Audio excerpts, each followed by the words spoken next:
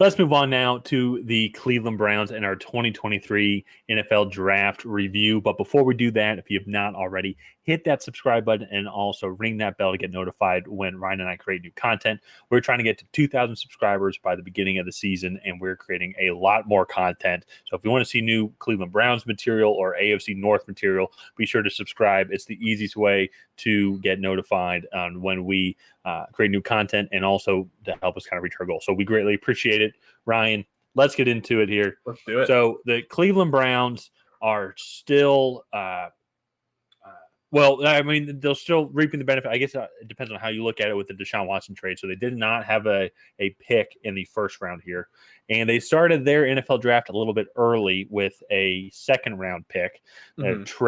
Pick is a trade for Elijah Moore, which I really like. I honestly think that they were in the market for one of the receiver in that range anyways, and you go get Elijah Moore, who I think has proven himself, but was just in an awful system in the Jets. So we're picking up their draft from there, and they still ended up going with the second receiver.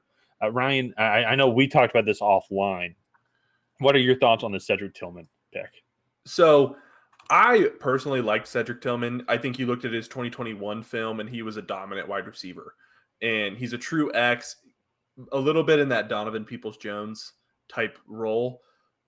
But he's probably going to be a little bit better in the contested catch situations. He doesn't have the shiftiness or like the true athleticism that DPJ has, but he's just a really solid, consistent guy, really solid hands. And I think it's a good depth piece. I think you throw him in there. They already have Elijah Moore, Amari Cooper, DPJ, as previously mentioned. And then they drafted David Bell last year and then signed Marquise Goodwin as well. That is kind of a pretty crowded wide receiver room.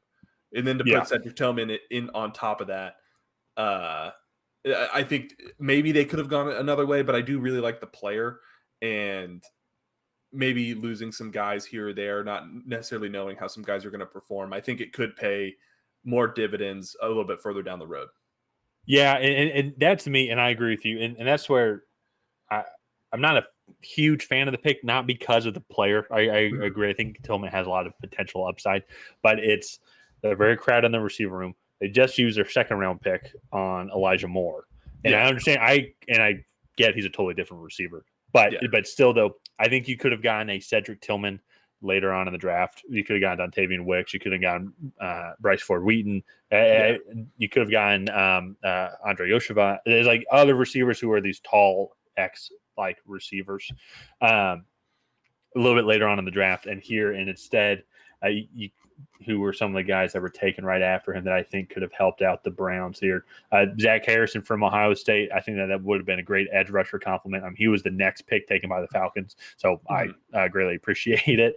You also need linebacker help, and then Marte Mapu was taken by the Patriots 2 picks after that. So I guess if you don't like the player at all, I feel like when situations like this with the teams who don't have a first-round pick, and then also, I guess, or a second-round pick technically here, you're in a best player available mode just from the mindset. So if they really like Tillman and what they can develop or what they see in potential development, I totally get it. So that was, to me, I want to talk about that a little bit more first, because the other picks, I think you and I agree on, solid picks. In general, for what it was, they had a solid round. I think all these guys can kind of help contribute from the get-go, or at least be developmental pieces.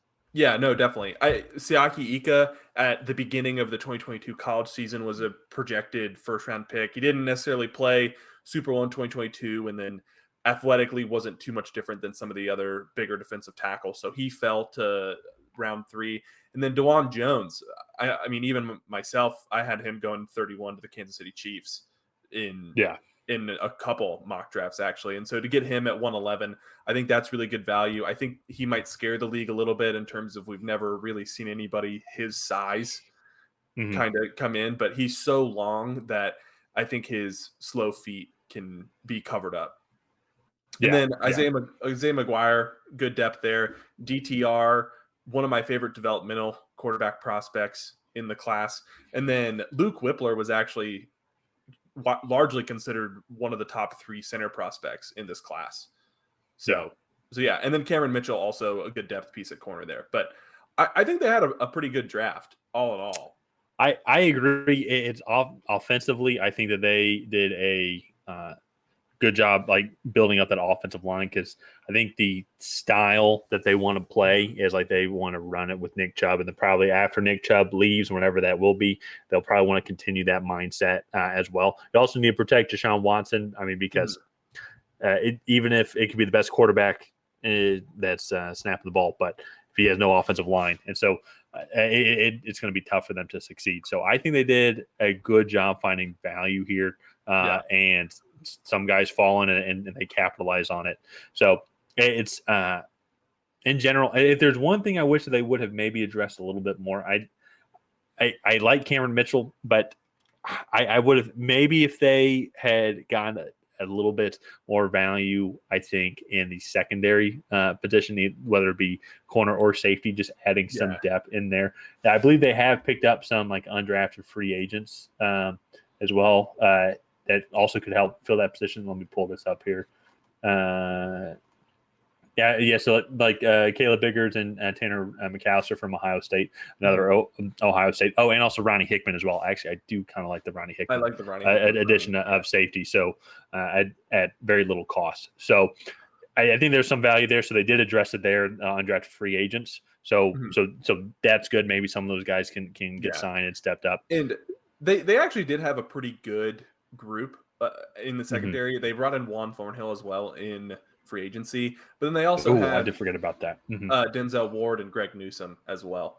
So I think they have a pretty good group there. I'm not super upset that they didn't address that until fair. Later. But let's go ahead. Let's get into our grades and we can kind of break down our total thoughts. So Tyler, I gave them a B grade, which to me was like right on average. You gave them a B plus, which is slightly above average. Why the B plus? So for me, I think the Elijah Moore trade I think that was great value. I mean, instead of like Tillman is a good player, he might not pan out. Elijah Moore, we kind of know like this guy's an NFL receiver, and you got him for the second round pick.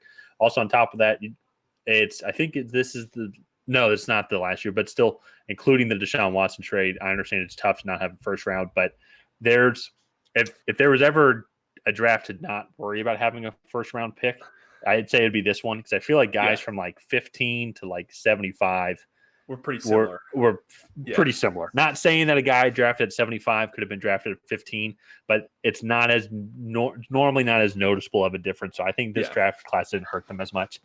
And then on top of that, outside of like my reservations about the Cedric Tillman pick, I like all the other picks. I think they had really good value, especially on the offensive line. I like both the defensive line picks because I like Isaiah McGuire and Saiki Ika. I think they complement Myles Garrett very well. And when you have a guy that has 16 sacks, you just need these guys to just go get a couple or at least just provide some pressures because Myles Garrett is away. Yeah, Myles Garrett is going to he's already going to bring so much attention, and he's going to go get 16 sacks. He's getting 16 sacks a game. He's getting one sack a game, and everybody knows that he is there. It's just inevitable. So if you can go get guys that can help complement him and maybe help increase that number or also add on sacks because they forget about him, I think that they found those guys to help out. Yeah, no. So I gave this draft a right on B average. They didn't have a first round pick. They did trade their second round pick for Elijah Moore, which I liked. And then they double dipped at wide receiver, which again, while I like Cedric Tillman, I do think that maybe that is a little much.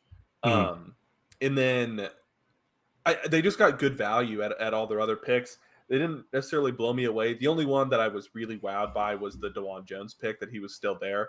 But I also do see some of the NFL's concerns with him as a prospect because we've never seen anybody at 6'8" with 81.5-inch wingspan, which is just absurd, and see them really succeed in the NFL. So I think the NFL kind of stayed away from him because he's such an outlier on the big side, not the small side. So that's an interesting one, but yeah. So a lot of upside and getting him there. I think in the state. So I think it's good value. I think it's definitely very good value.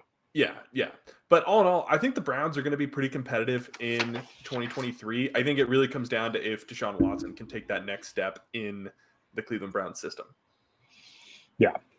So, But let's go ahead. Let's wrap up the Cleveland Browns draft recap there. If you guys haven't already, please go ahead and like and subscribe and smash that bell so you get notified when Tyler and I create new content. Leave a comment down below on what you guys thought of the Cleveland Browns draft. What was your favorite pick? Do you think Tyler and I are wrong? Do you think we are right? Let us know down below. And other than that, we will see you guys next time.